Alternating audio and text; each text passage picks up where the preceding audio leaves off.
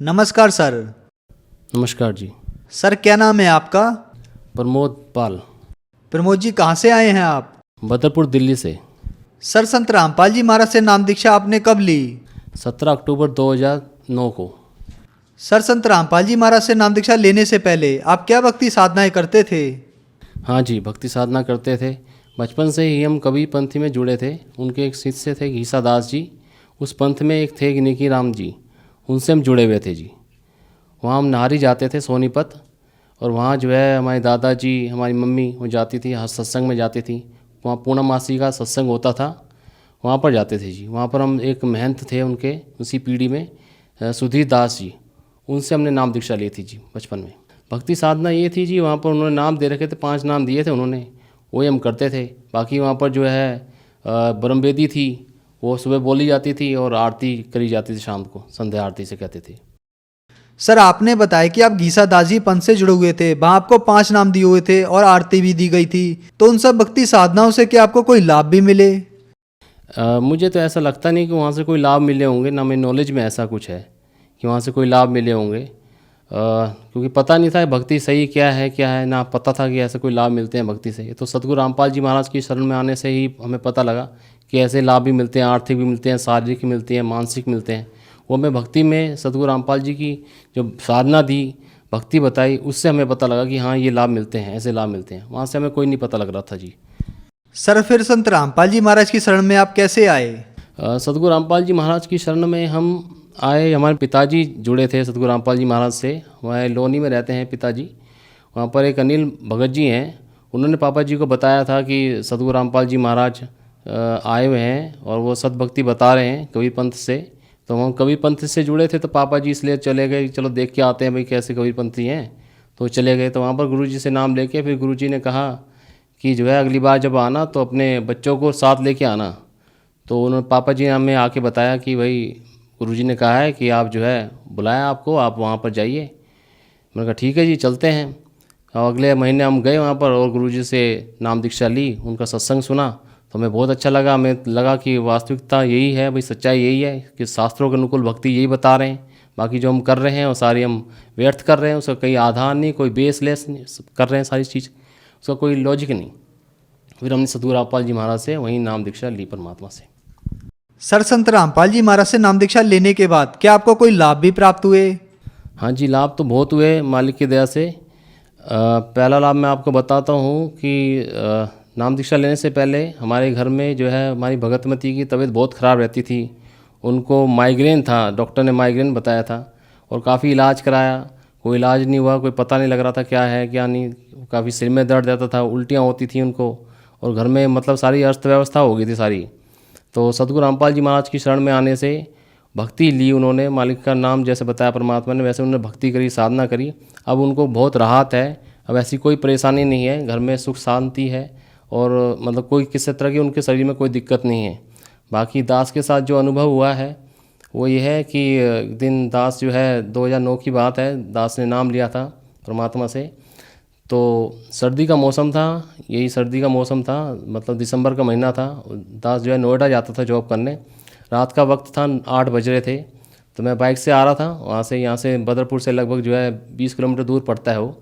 मेरी बाइक एकदम से ख़राब हो गई। मैंने बहुत स्टार्ट करने की कोशिश करी पर वो स्टार्ट नहीं हुई, और जो है मैंने बहुत कोशिश की, आसपास कुछ था नहीं क्योंकि जंगल का माहौल था, बिल्कुल ऐसी ही सुनसान जगह थी। मैंने कहा अब कैसे करूँ, क्या करूँ। फिर मैं ऐसे ही लेके चला बाइक को, तो पीछे से एक बाइक आई, उसने भाई मेरे पास आके रोक के कहा भाई आप इस पर बैठ जाओ। मैं बैठ गया एकदम, पता नहीं मुझे भी लगा कि हाँ बैठ जाओ। उनने पीछे से भी धक्का लगाना शुरू किया और मैं धक्का लगाते हुए सीधा लेके आ गया, मुझे यहाँ तक छोड़ गया मीठापुर चौक तक, अपने बदरपुर तक। और जो है मैं ऐसे बाइक चला रहा जैसे मैं खुद ही चला रहा हूँ उस बाइक को, ऐसा लगा हो, क्योंकि इतने ट्रैफिक में से कालिंदी कुंज का बहुत ज़बरदस्त ट्रैफिक रहता है, उसके अंदर से मेरी बाइक ऐसे निकल रही थी जैसे मैं खुद ही चला रहा हूँ। और फिर जब मेरी बाइक बिल्कुल आके मीठापुर चौक के आके बिल्कुल धीरे हो गई और मैं एकदम रुक गई, मैंने एकदम पीछे देखा कोई है कि कहाँ गया, मैं देखा तो पीछे कोई नहीं था। ये एक मेरे साथ अनुभव हुआ वहाँ पर। मैंने कहा, फिर मुझे पता नहीं था कि भाई ऐसा भी चमत्कार होता है। फिर एक चमत्कार ऐसा हुआ कि पीछे कुछ दिन की बात है, मैं इधर ओखला में जॉब कर रहा हूँ आजकल, प्राइवेट कंपनी में। वहाँ से जो है रास्ते में ICD TKD पड़ता है, डिपो पड़ता है, वहाँ पर काफ़ी ट्रक खड़े रहते हैं, काफ़ी हैवी ट्रक होते हैं। तो उसमें क्या था, एक ट्रक था, वो ट्रक जो है रॉन्ग साइड आ रहा था, और काफ़ी स्पीड से आ रहा था, और पता नहीं उसका ब्रेक फेल हो गए क्या हो गए मुझे पता नहीं लगा, पर वो एकदम से बिल्कुल मेरी तरफ ही आ रहा था वो। और मैं अपना सुमरन करता हुआ आ रहा था, अपने आरती करता आ रहा था भगवान की, जैसे भगवान ने बताई है वो करता आ रहा था। तो एकदम से जो है सब कहते हुए हटो हटो हटो हटो, तो मुझे ध्यान नहीं रहा क्या हुआ, पर मेरी बाइक एकदम से टर्न हो गई उसके ट्रक के एकदम आगे से, और आगे जाके फिर मैंने जाके रोका भाई, एकदम से साइड डिवाइडर पर रोकी। मैंने कहा भाई क्या बात होगी एकदम से, मैं तो 2 मिनट के लिए तो मैं समझ ही नहीं पाया कि हुआ क्या ये। फिर मैं देखा कि पीछे ये देखा तो ट्रक को जो है एकदम जाके ट्रक जाके दीवार से टकरा गया। तो मुझे समझ में आया कि हाँ भाई ये तो इसका तो कुछ चक्कर था, नहीं तो आज तो मेरी मौत थी। अगर मैं परमात्मा की शरण में ना होता, अगर भक्ति साधना ना कर रहा होता, तो आज मेरी तो मौत थी, ख़त्म ही था मतलब आज तो। ये क्या अनुभव हुआ, और बाकी लाभ तो और भी हुए जी। देखो उससे पहले सतगुरु रामपाल जी महाराज की भक्ति लेने से पहले हम जो है किराए के मकान में रहते थे जी दिल्ली में। 8 साल गुजारे किराए के मकान में। फिर सतगुरु रामपाल जी महाराज ने ऐसी दया करी कि आज जो है दास के पास 3 मंजिला मकान है दिल्ली के अंदर, कोठी है और गाड़ी घोड़े सब हैं, गाड़ी रखी है, और किसी तरह की कोई दिक्कत नहीं है, आर्थिक भी मानसिक भी शारीरिक भी सब सुविधा परमात्मा ने दी है। ये लाभ हुआ जी, सतगुरु रामपाल जी महाराज ने दी है। सर जो जन समुदाय आज आपको देख रहा है, आप उन्हें क्या संदेश देना चाहते हैं? मैं तो उनको निवेदन ही करना चाहता हूँ भगत समाज से, क्योंकि भगत है, क्योंकि भगत समाज इसलिए कह रहा हूँ क्योंकि कोई भगत किसी ना किसी उससे जुड़ा ही हुआ है, किसी पंथ से, किसी भगवान से। इसलिए मैं तो उनसे निवेदन ही करना चाहता हूँ कि आप एक बार, सिर्फ एक बार सतगुरु रामपाल जी महाराज के जो प्रवचन हैं, उनका सत्संग है या उनकी बुक्स हैं, जो उनका लिटरेचर हैं, जो उन्होंने लिखा हुआ है, उसको एक बार निष्पक्ष भाव से पढ़ें और सुने, कि जाने कि वो क्या कहना चाहते हैं, क्या बताना चाहते हैं। उसको बस गहराई से सोचने की कोशिश करें कि क्या क्या बताना चाहते हैं। आप खुद ही इस चीज़ का अंदाज़ा स्वयं खुद लगा लेंगे कि वो क्या बताना चाहते हैं। वो सच्चाई बताना चाहते हैं, सच्चाई दिखा रहे हैं, बता रहे हैं समाज को कि हमारे शास्त्रों में क्या लिखा हुआ है और कैसे भक्ति करनी चाहिए, भगवान कौन है, कैसे मिलेगा, उसकी साधना वो बता रहे हैं, सद्भक्ति क्या है वो बता रहे हैं, और बुराइयों से कैसे बचें, समाज को कैसे सुधारें, कुरीति जो फैली हुई है समाज में उसको कैसे उसका निवारण कर सकते हैं, कैसे सुधार कर सकते हैं, वो सब चीज़ परमात्मा सतगुरु रामपाल जी महाराज जी बता रहे हैं। उस पर सिर्फ ध्यान है, उस पर ध्यान देने की ज़रूरत है। हमें सुने, जाने, निष्पक्ष भाव से सुने उसको, ये मैं बताना चाहता हूँ। बाकी उनसे जब आप खुद ही जानेंगे, समझेंगे उस चीज़ को, तो आपको खुद ही लगेगा कि सच्चाई यही है। और इनसे जो है सतगुरु रामपाल जी महाराज से ही नाम दीक्षा लेनी चाहिए, क्योंकि इस संसार में और उनके बराबर आज की डेट में कोई संत नहीं, कोई सतगुरु नहीं, क्योंकि यही पूर्ण परमात्मा है और यही सतगुरु हैं और यही संत हैं, सच्चे संत हैं।